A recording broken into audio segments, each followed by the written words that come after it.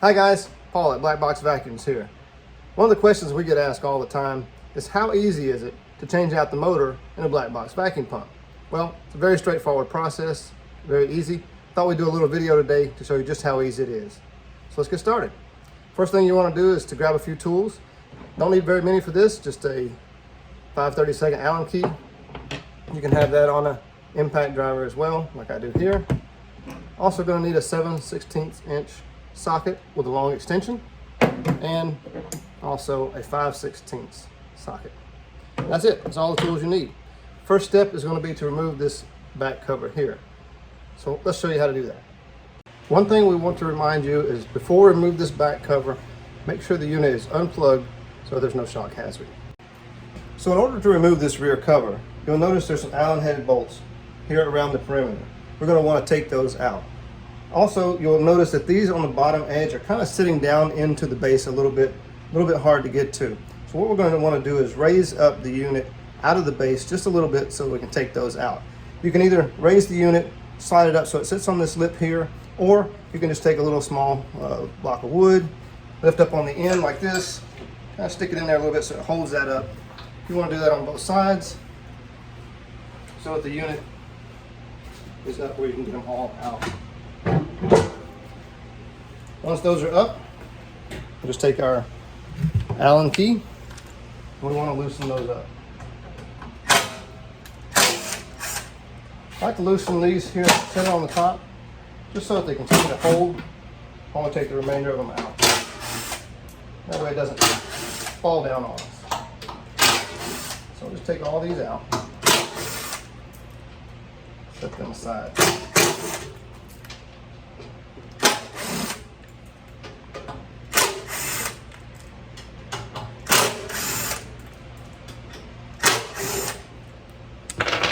Now that we have all the ones with these two center ones out, we can take one of those out, tilt that down a little bit, hold on to it so it doesn't fall, and take the other one out. Pretty easy. Now we've got the rear cover removed. Now that we have that cover removed, you'll see we have an inner cover that's covering your motors. These are the tops of your motors here. You can see the fan. So we're going to want to remove this cover as well. In order to do this, you'll notice there's 4 7/16 bolts here. We're going to want to take those out.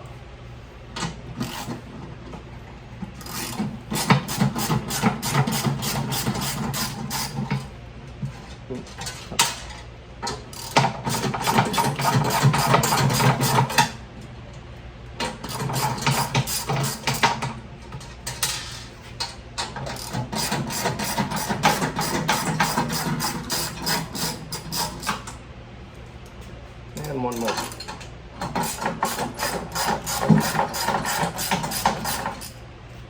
Once we have all those loose, we can just take these nuts and washers, set them aside. We can put it back on. And you'll notice there's a handle here in the center. Just grab that handle, pull straight out, tilt it a little bit, and the unit comes off just like that. So as we've mentioned, now that rear cover is off, we want to make sure once again that the unit is unplugged. There are some live terminals in here. We want to make sure that we don't come in contact with those. They are 220. So to remove the motor, one of the first things we want to do is remove the 2 wire leads. We have a black here on the left and a white one here on the right. So let's go ahead and pull those off. I may have to wiggle them just a little bit so that they come off of those contacts. There we go. Next thing, we'll want to remove the 3 7/16 nuts here that are holding the motor in. So let's take those loose.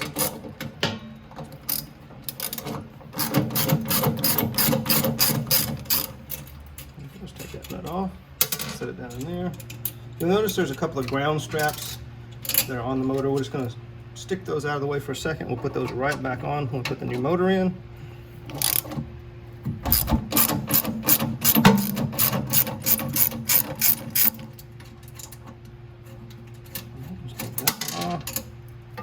Make sure we get those, they don't fall down in. And we got one under here. I like to use a swivel on this. It makes this one a little bit easier to get to take loose.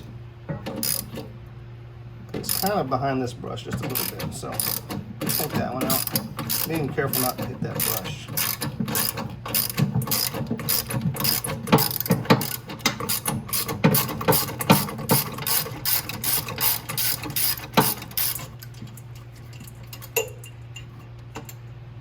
All right, so we'll get that nut and washer off of there.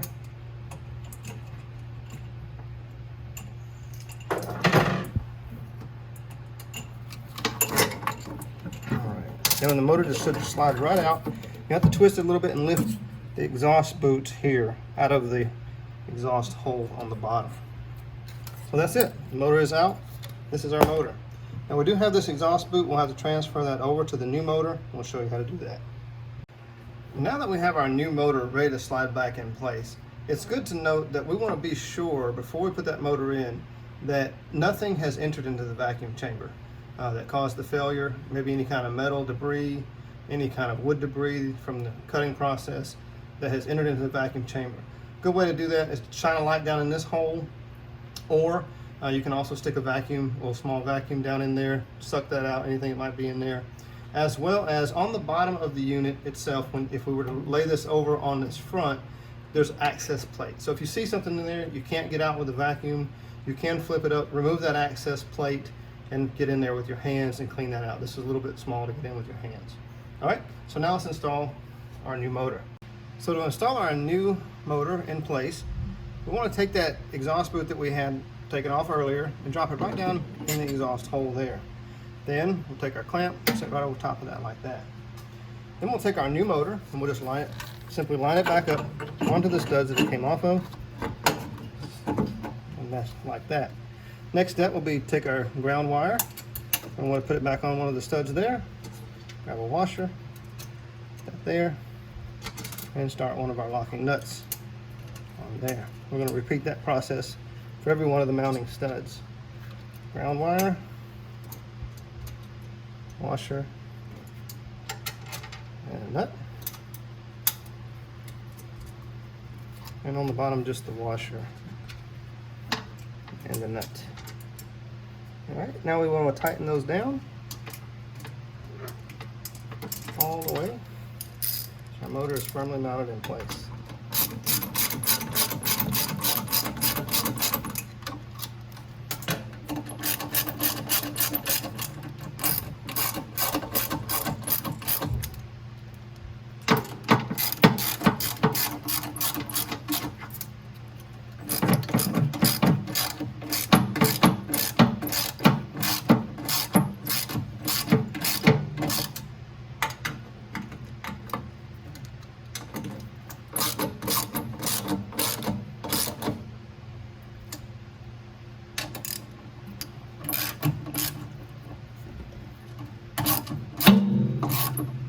Make a little noise there, always helps.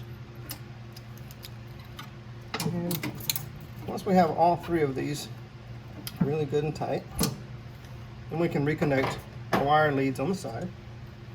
We have a black one on the left,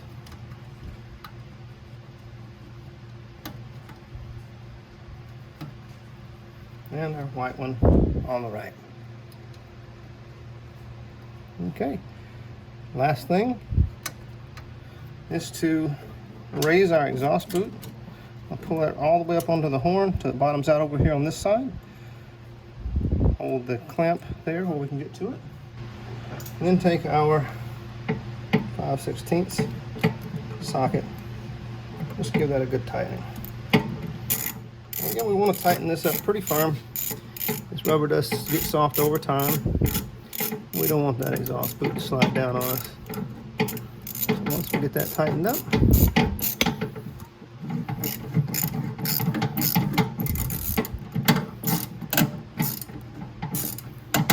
again, make sure it's pretty good and tight. All right, now our new motor is installed. All we have to do is replace our back covers. One thing I did forget to mention is that each of these little motors has a rubber seal that sits right in this little fan cover. I want to make sure that's stuck on there before we put our rear cover back on.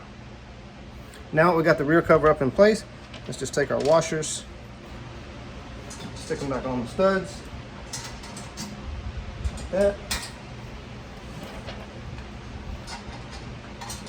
Take our lock nuts, start those on there as well.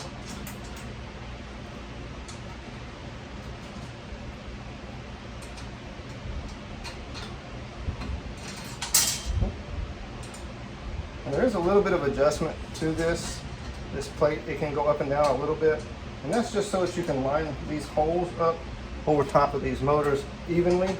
So as you tighten these down, you just want to kind of hold up on it, make sure that it's kind of centered up over the motors, and that way you get a good seal around there.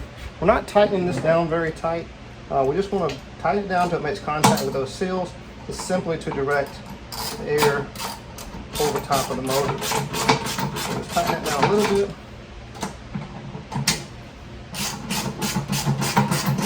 Just sort of tighten it down to where it just touches these seals, just ever so gently. Don't want to over tighten, put too much pressure down on the motor. You can kind of tell when that touches the seal, you get a little bit of restriction on it. Tighten this a little bit more. Yep, get a little bit of restriction there. And last one. Just tighten it down until it touches, just like that. All right, now we put our rear cover back on. Set it up here. Take one end, I like to stick that in there, grab the Allen,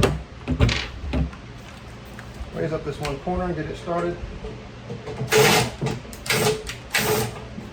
Yep. Grab another one to the other corner so we get the whole thing hanging up here where it's supposed to be. And I like to start them all just a little bit first, make sure all the holes line up well. Don't tighten anything up just yet. Just make sure they all go in like they're supposed to.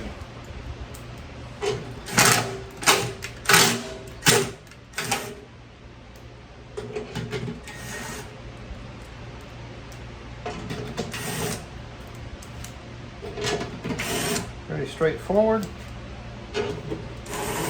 Put all those in there. 3 more.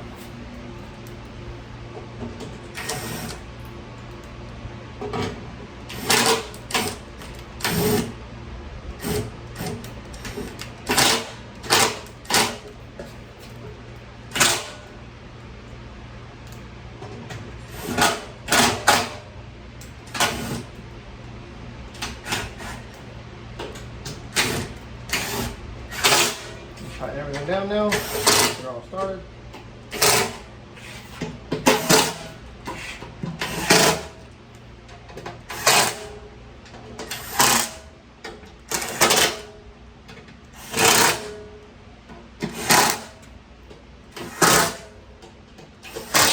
And that's it. All done. Now you've got a motor replaced in your black box vac.